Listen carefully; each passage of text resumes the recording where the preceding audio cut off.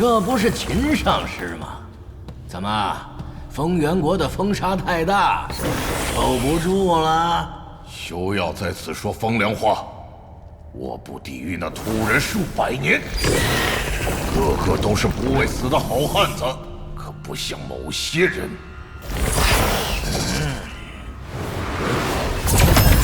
你们两个加起来也快上千岁了，为何总像孩童一般争吵不休？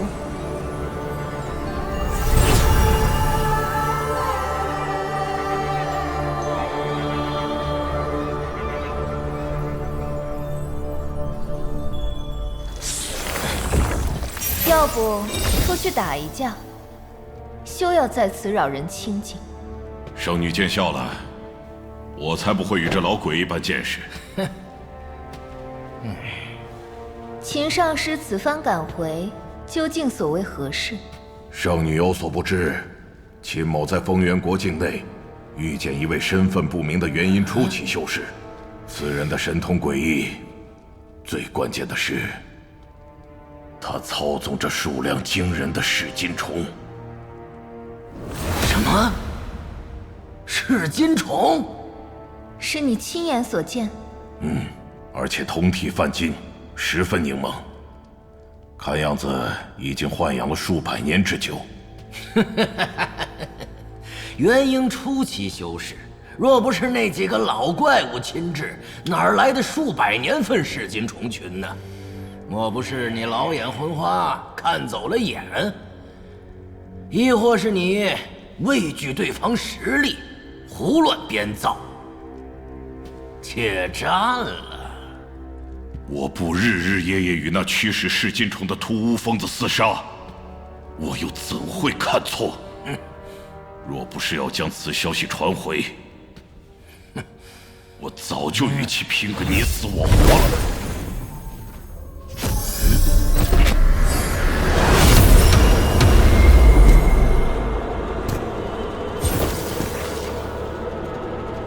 拜见众神师。秦上师，此事做得很对，劳烦你了，当记你不一功。谢众神师。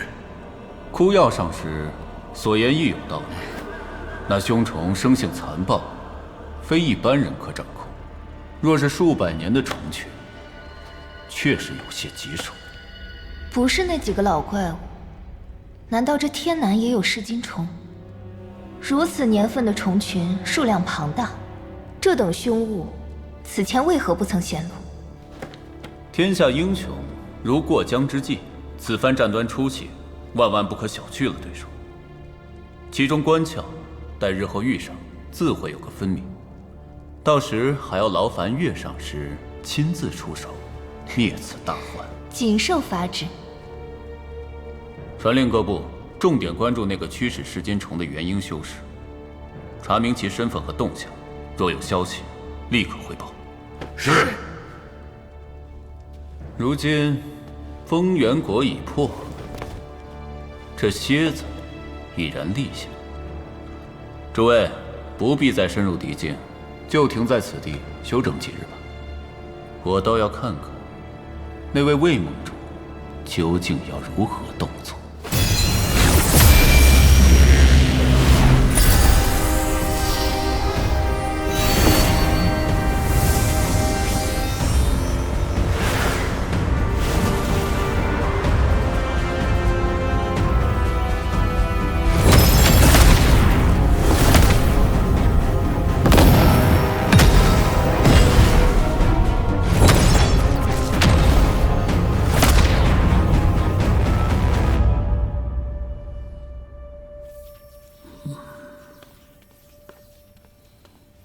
副盟主，这些时日，前线与木兰人接战7次，暗影宗山门陷落，其宗主仅已身免，木兰人已实质上占领风元国全境。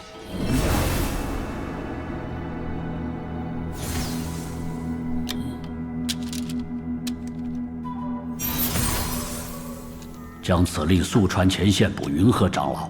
天台谷扼守西南要冲，一旦失守，黄龙山便岌岌可危，让其5日内务必赶到支援。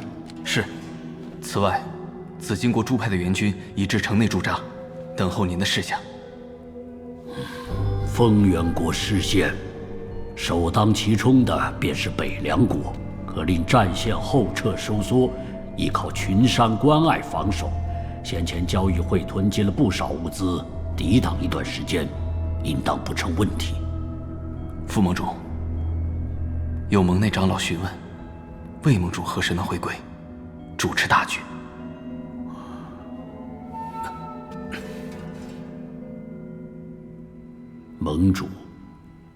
盟主在做只有他自己能做的事，我们做好自己分内之事，便是对他最好的助力了。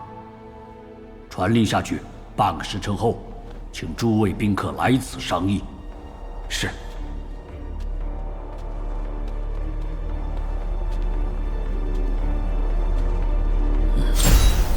老友，前线虽吃紧，尚可应对。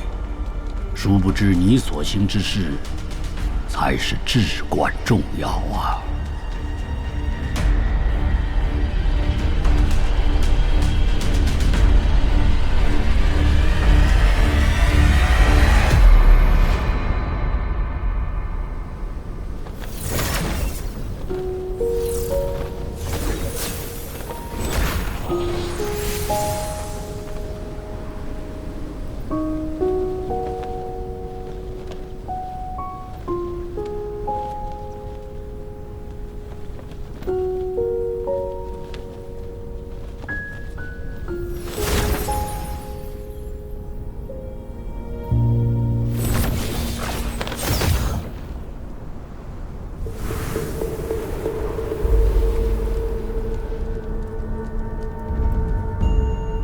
这里为何死了那么多木兰人？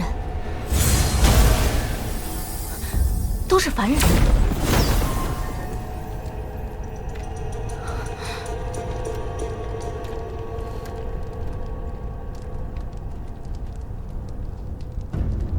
主人，这些人不就是……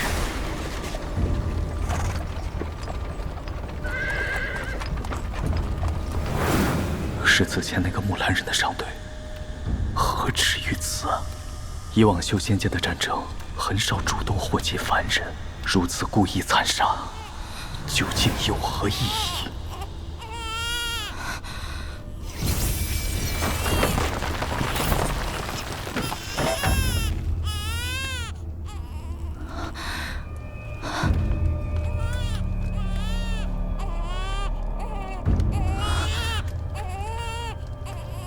究竟是什么人，竟然如此丧心病狂？